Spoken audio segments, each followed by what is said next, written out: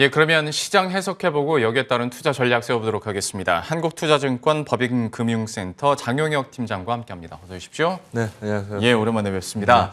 저희 그 프로그램 시간대가 아무래도 이제 미국 시장 끝나고 국내 시장 연결해주는 그 시간대다 보니까 더 많은 생각을 하게 되는 게 이번 주에 이벤트도 많고 주요 기업들의 실적 발표도 많이 앞두고 있으면 다 같이 좀 힘들고 보수적이어야지. 예, 맞아요. 미국은 저렇게 가는데 우리만 왜 이 영향을 받나라는 생각들을 하거든요. 좀 어떻게 보고 계십니까?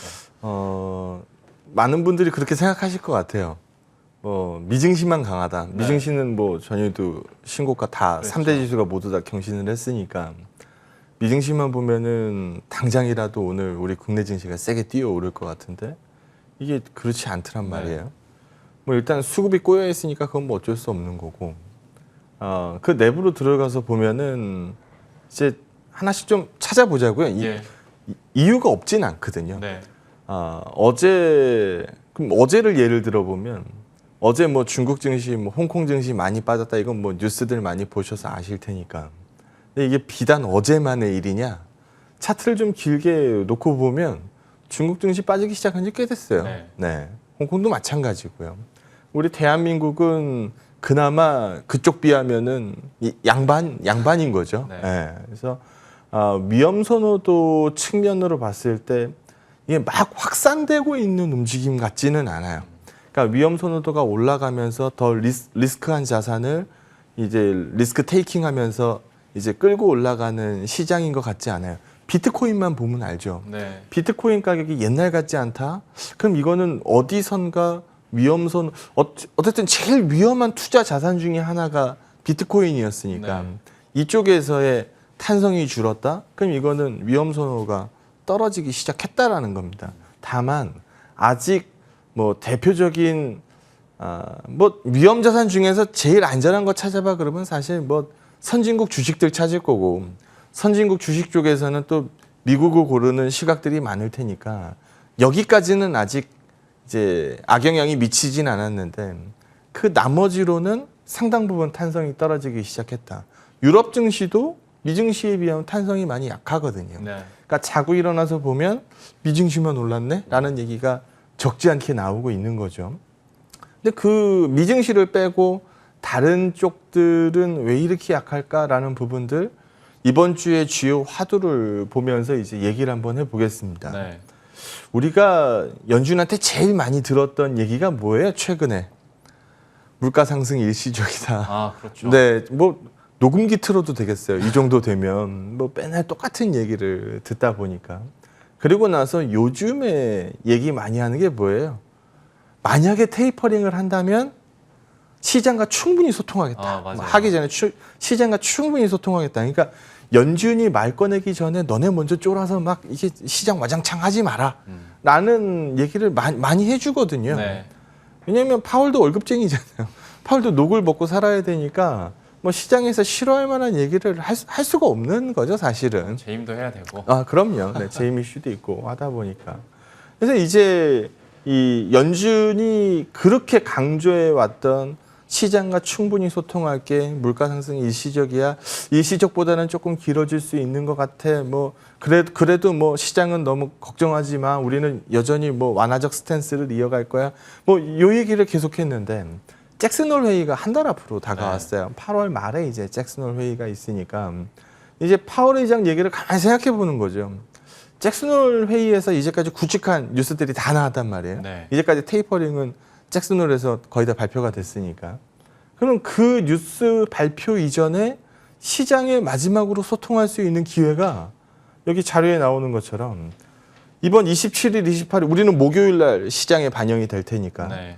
여기 FOMC가 마지막이라는 거예요. 그러네요. 시장과 소통할 수 있는 마지막 기회라는 거거든요. 그러니까 시장에서 대충 감을 잡아요. 지난달 FOMC 의사로 들어보니까 몇몇 위원들은 반대도 했겠다. 뭐 우려감, 물가 상승이 일시적보다는 조금 길어질 수 있는 부분을 코멘트하기 시작했겠다. 충분히 소통하겠다라고 얘기했겠다. 뭐 우는 때겠구나. 뭐 이렇게 이제 감을 잡는 거죠.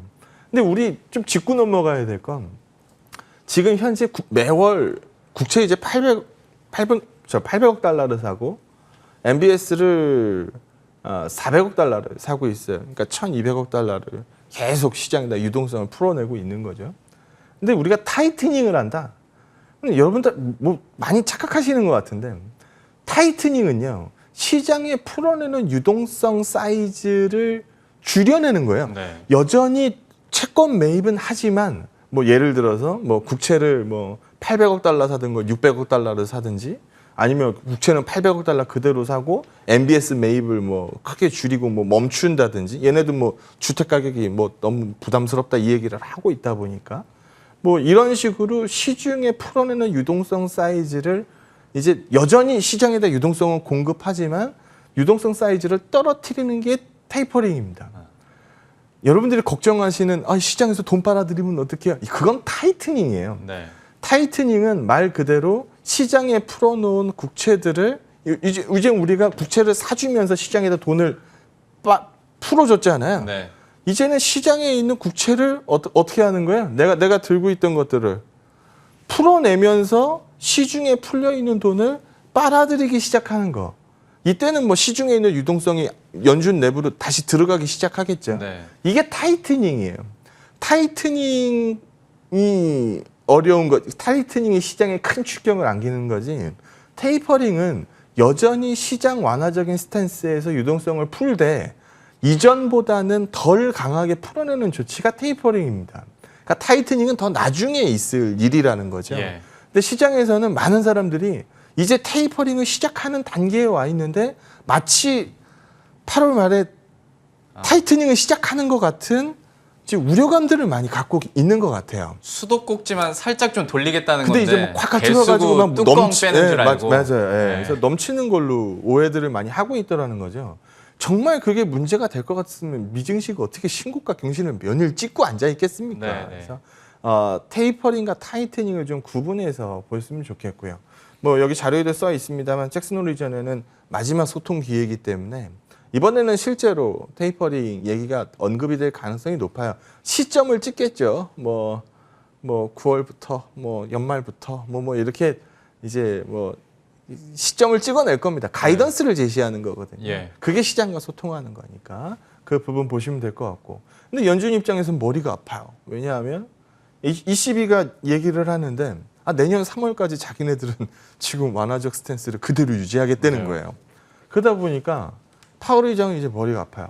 물가도 비싸고 시장에 뭐 이제 자산 버블 우려감도 있고 이제는 슬슬 난 발을 좀 빼야 되는데 옆에서는 뭐 묶고 더블로 가 막 이렇게 네. 하고 있으니까 얘네가 뭐 난 나이 뭐 이럴 수는 없는 거니까 이제 고민이 이제 굉장히 깊어지는 거죠. 그래서 시장에서 이제 좀 핑계를 대려 그러면은 우리 델타 변이가 말이야 네. 다시 터졌는데 우리 샷을 다시 해야 될지도 모르겠어. 우리는 뭐 큰일 났어. 막 이렇게 죽는 소리라도 해야 될 텐데 지금 뭐 뉴스 같은데 보시면 아시겠습니다만 미국에서 이제 백신 접종이 사실 자율이었잖아요. 네. 권고였거든요.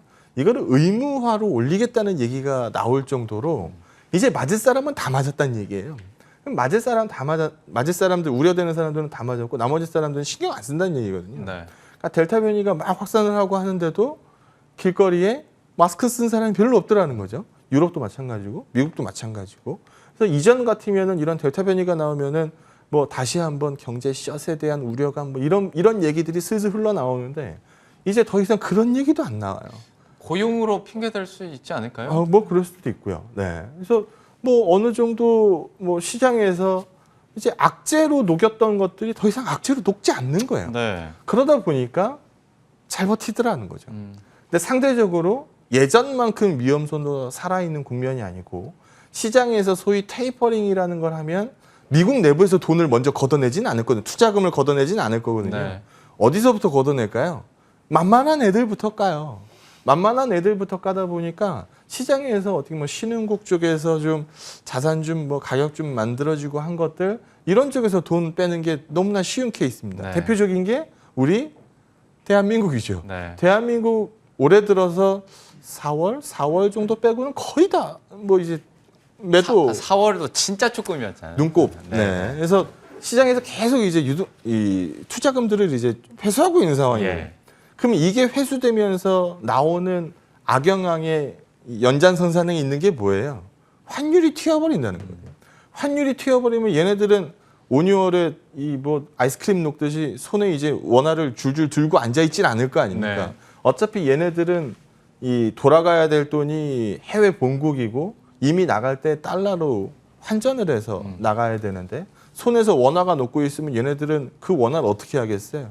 하루빨리 달러로 바꿔서 뭐 송금을 실제로 쏘지 않더라도 일단 추가적인 원화 가치의 하락을 방어하기 위해서라도 환전 수요가 높아지겠죠. 네. 아마 이런 부분들이 악순환을 두면서 환율이 지금 계속 튀어오른 거거든요. 네. 어제도 마찬가지로 시장 빠지고 환율 튀고 이런 부분들이 나오는 거 보셨을 텐데 어제는 뭐 중국 시장 핑계는 뭐 상당 부분 된다 하더라도 여기 한번 보시면 이게 옛날에 보던 우리 외국인 수급표가 아닌 것 같아요. 이건 현물이고요. 옆은 원달러인데 예. 우리가 예전에 1120원 단 후반만 와도 1130원만 와도 아우 뭐 얼마큼 왔네요. 뭐 이런 얘기들 많이 했어요. 네. 어떤 분들은 원달러 좀 있으면 또 뭐 많이 빠지는 거 아니에요? 뭐 지금 있는 거 다 팔까요? 막 이렇게 물어보시는 분들 되게 많을 거예요. 왜냐하면 옛날에 환율 뭐 한 1180원 정도 환전해가지고 버텼다가 죽다 살아났거든. 그래가지고 이제 조금 머리를 드니까 아 지금 그럼 팔아가지고 안 오른 삼성전자나 살까요? 요즘 제일 많이 하는 질문이 이거예요. 예. 그러다 보니까 요즘 시장에서 보면은 외국인 수급은 예전 같지 않겠다. 외국인 수급 팔아가지고 계속 원화 매도의 움직임은 많겠다. 하다 보니까 시장에서 소위 뭐 갑니다, 가요, 뭐 지분 끌고 뭐 하이킹 막 이렇게 얘기하는 시황이 아무것도 없어요. 그렇죠. 그 시그널은 여기서 먼저 나옵니다. 제가 예전에도 뭐 방송 오래 했으니까 방송에서 여러 번 얘기를 했습니다만 제 방송 오래 보신 분들은 아실 텐데 우리가 막 자동차를 타고 막 달리고 있어요. 뭐 100km로 뛰고 있습니다. 네. 근데 내가 저 앞에서 유턴을 해야 돼요. 속도를 줄여야 된다. 네. 뭐부터 나오고 있어요. 뭐부터. 뭐 핸들부터 꺾으면은 차가 뒤집어질 거 아니에요. 그럼 네. 속도 줄이고 핸들 꺾고 반대 방향으로 넘어가서 엑셀 밟을 거 아닙니까?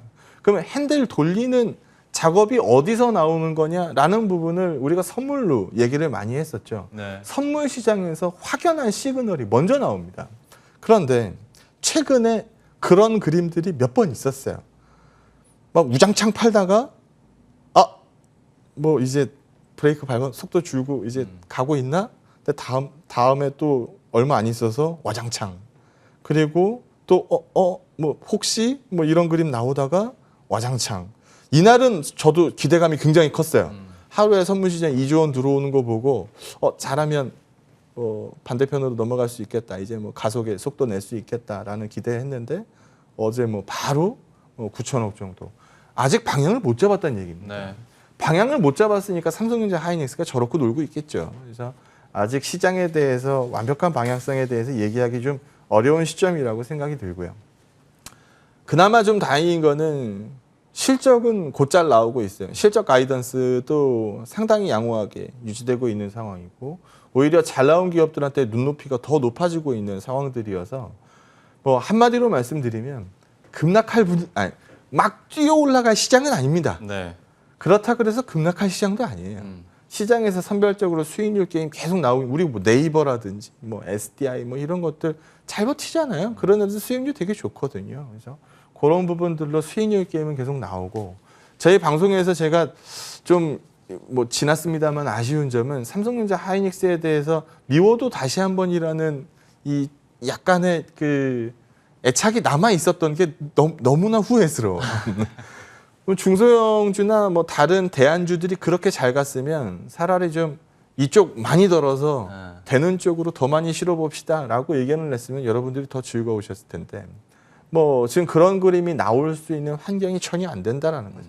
하지만 그렇다고 해서 요즘 뭐 삼성전자 하이닉스가 뭐 연일 뭐 급락을 이어가고 그런 움직임은 아니에요. 하락도 멈춘 상황이니까 소위 좀 답답한 거죠. 그래서 이런 식의 움직임들이 한동안 더 이어질 것 같다. 선물 시장에서 분명히 시그널 나올 텐데 뭐 지금 뭐 시향을 종합해 봐도 선물 시장에서의 급 시그널이 출현하기에는 조금 어려운 국면 아니겠느냐.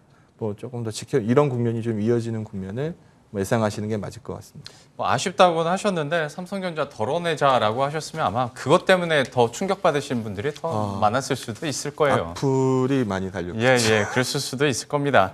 삼성전자에 대해서도 잠깐 얘기를 해주셨고 실적 얘기해 주셨으니 저도 질문 드리고 싶은 게 삼성전자도 그렇고 현대차, 기아 다 역대급 실적을 내놨는데 주가가 반응을 안 해주고 있잖아요. 그러면 되게 실망감도 들고 실적 잘 나온다고 주가가 오르는 게 아니구나. 그렇다고 실적이 안 나오는 기업을 내가 살 수도 없는 것이고 좀 어떻게 선별을 해야 될지 이것도 좀 얘기를 해주세요. 컨셉을 바꿔서 보셔야 돼요. 그러니까 50 벌던 기업이 100을 벌어요. 그러면 더블 벌었잖아요. 뭐 진짜 뭐 최고다 막 이렇게 네. 나오죠. 다음에 만약에 예를 들어서 그 기업이 50 벌다 100 벌었던 기업이 다음에 150을 벌었어요. 그럼 주가가 오를까요? 빠질까요? 영업이익률이 반토막 난 거죠. 네, 빠져요. 네. 그 국면을 보시면 돼요. 지금 굉장히 잘 나가는 YOY 값으로 봤을 때 뭐 어마무시한 슈퍼랠리를 보여주고 있는데 이익으로 봤을 때는 자신이 없는 거예요. 네. 이 더블 이익을 과연 지켜낼 수 있겠느냐라는 부분에 대해서 우려감들을 일부 반영하고 있는 것으로 보입니다. 그럼 컨셉을 바꿔서 얘 잘 나오면 당연히 잘 나오는 걸 한번 찾아보자고. 이거 위에 거는 현대차 실적이에요. 네. 현대차 실적 보면 뭐 YOY 값으로 봐도 뭐 38.7%의 매출 증가율에 영업이익은 뭐 219%, 뭐 세전이익은 뭐 300%, 뭐 난리 났어요. 네. 이거보다 더 잘 나오기 어려울 정도로. 네. 그러다 보니까 시장에서 실적은 좋은데 왜 주가 반응이 안 나오죠? 뭐 이런 반응들이거든요. 근데 현대차 실적은 저는 조금 더 이어질 수 있다라고 봐요. 이런 우려가 지금 워낙 시장도 안 좋다 보니까 이쪽으로 올라타는 게 없어서 그렇지 실적으로 놓고 보면 진짜 흠잡을 수 없는 실적이에요. 기아 밑에 건 기아차거든요. 기아차 뭐 매출 61%에 영업이익은 924%. 이거 어디 뭐 코스닥 뭐 주식도 아니고 네. 뭐 난리가 났어요. 뭐 세전 뭐 순이익 뭐 다들 뭐 난립니다. 뭐 어닝 파티거든요. 네. 근데 이제 주가가 좀 안 먹히잖아요. 그러면은 이거 두 개 보고 아이디어를 내면 돼요. 얘네가 이렇게 돈을 많이 벌었어? 영업을 잘했어? 그러면은 뒤따라서 돈 잘 벌 애들이 뭐가 있을까를 생각하면 된다는 거죠. 네. 위에 거는 현대모비스 실적이에요. 현대모비스 보면 뭐 매출도 그렇고 뭐 영업이익 증가율도 그렇고 뭐 나쁘지 않아요. 대신 컨센을 하회했어요. 이 컨센을 여기 보시는 것처럼 5,970억 정도 봤는데 5,630억 정도 나왔으니 컨센을 뭐 크게 하회한 것도 아니고 컨센을 좀 하회했어요. 그러다 보니까 시장에서 눈높이가 안 맞았네. 뭐 현대기아 뭐 잭파 쳤는데 현대모비스는 실적이 안 나왔네. 이걸로 이제 실망감을 얘기하는 시각들이 있거든요. 근데 조금 들어가서 봐야 돼요. 어디에 실적이 안 좋았느냐?